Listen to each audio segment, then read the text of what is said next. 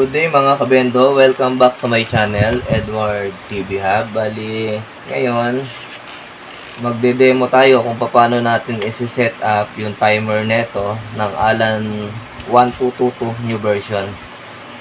Bali, naka-set up na ako dito. Meron din ako naka-separate na Alan timer. Bali, dito ko lang ipapakita kung saan naka-connection yung mga wiring natin. Pati itong arrow up, arrow down ng ating minutes saka seconds. Nabuksan ko na lang dito para makita ninyo. Nakasaksak naman na yan. Wala lang siyang oras.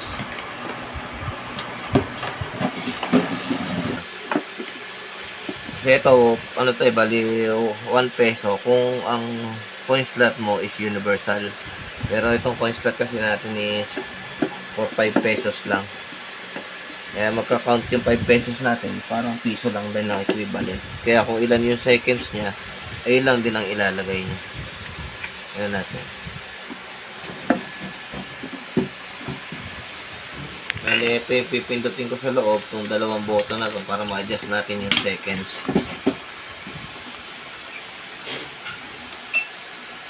Yan, bali, pag nakita nyo na A, ibig sabihin yan, minutes yan.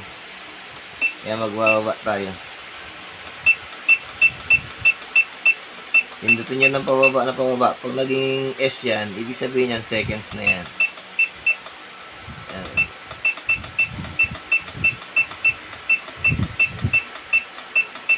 Kunwari, 30 seconds lang ang gusto ninyo. Ayan, set natin ng 30 seconds.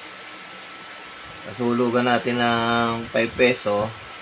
Equivalent lang kasi nito kasi hindi to universal eh. Ang tinatanggap lang nito 5 pesos na bago sa kaluma. Kaya hulog natin magiging 30 seconds dapat. Bali 30 seconds lang yung setup niya pagdating dun sa piso. Pero patapusin natin yan, ililipat naman natin yung ating connection ng coin slot papuntang timer dito sa 5 pesos. Pag nilipat natin siya dito sa 5 pesos, magta times 5 naman siya. Ibig sabihin, 30 times 5 magiging 150 seconds. Ayun ang kalalabasan niya. Yan, bali na matay na siya. Bali, lilipat ko ngayon itong word natin ito. Doon sa may pangalawa. Hindi niya masyado makita na liit ang espasyo.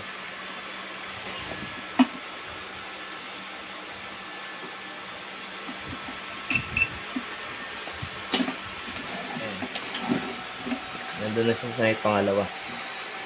Dito na siya. Kaya yung ano natin kanina na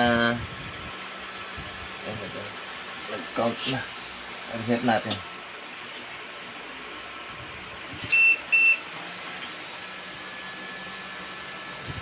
Bali yung 30 seconds, pag inulog natin itong 5 pesos, magta times 5 siya.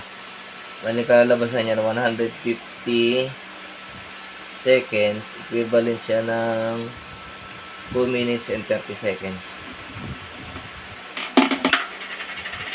2 minutes and 30 seconds, bali nag-count siya ng 2 minutes and 30 seconds. Pero kung gusto niyo naman na sakto 2 minutes, yung 5 pesos ninyo, pwede nyo siyang i-set up doon sa letter A by 1 peso lang. 1 peso, 2 peso. Pero mas madali kung isa-set up natin dito sa seconds. Set up natin siya ng 24. Pababa pala. Ay, pababa. Yan.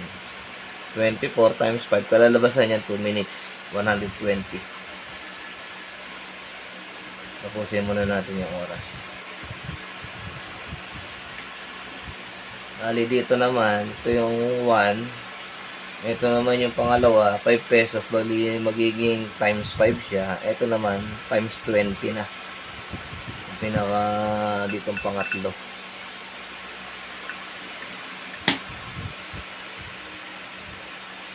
Mas madali naman itong yan i-set up kesa doon sa isa na na old version. Itong new version, madali, mas pinadali nila. Kaya mas maganda itong gamitin kesa doon sa dati. Kaya siguro tinanggal na rin nila yung old version, pinalitan na nito.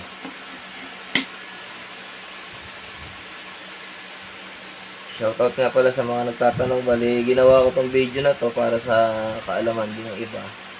Kasi may nag-comment sa atin na humihingi ng payo kung paano i-set up ng 30 seconds yung ganitong new version. Kasi dati yung old version walang seconds, minutes lang ang meron siya. Malapit naman na matapos ng oras.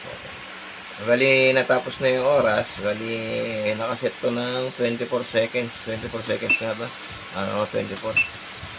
Mag 24 pesos siya, nilulog natin ng 5 pesos natin. Magta times 5 siya. Lalalabasan yan 2 minutes. 2 minutes. Yan ang kalalabasan.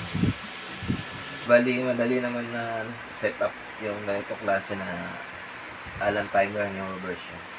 Yun lang guys, bali salamat nga pala sa mga solid supporter natin dyan. Shoutout ko na lang kayo pag sunod na video natin. Salamat, God bless, and like and share na lang sa aking page. Follow na lang. Ayan. Salamat po.